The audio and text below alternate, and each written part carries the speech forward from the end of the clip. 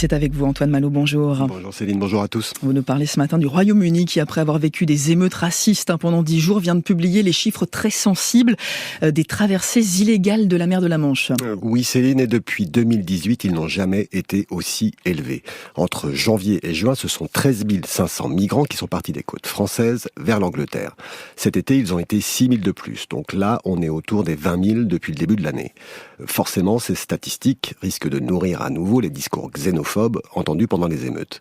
C'est d'ailleurs pour couper l'herbe sous le pied de l'extrême droite que le nouveau gouvernement travailliste a présenté il y a 2 jours son plan de lutte contre l'immigration illégale. Et en quoi il consiste ? Alors, Keir Starmer, le Premier ministre, a beau dire que les migrants vont être traités avec humanité, la politique proposée n'est pas très différente de celle du précédent exécutif qui, lui, je le précise, était conservateur.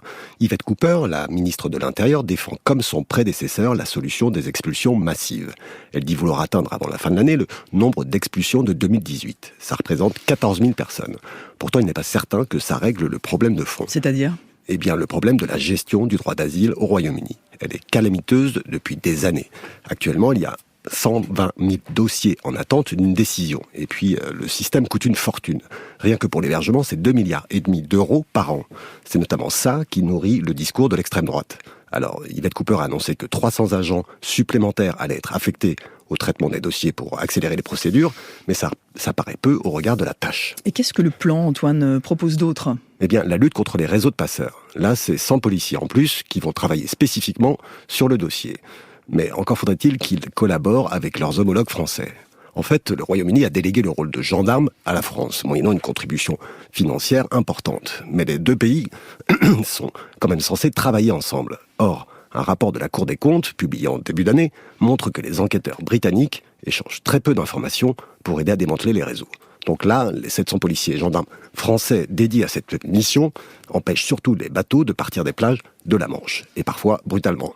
Mais ça ne dissuade pas les passeurs. Il faut même prendre encore plus de risques aux migrants en les entassant sur des bateaux plus petits. Le résultat, c'est que 25 d'entre eux sont morts en mer depuis le début de l'année. Alors, est-ce que ça veut dire que ce plan d'Yvette Cooper, il est voué à l'échec ? Pas forcément, mais il doit s'accompagner d'une vraie politique migratoire pensée sur le long terme. Mais Keir Starmer manque de temps. Les émeutes l'ont mis tout de suite sous pression, et maintenant c'est l'opposition qui tire à boulet rouge sur le plan proposé en disant qu'il n'est pas assez ambitieux.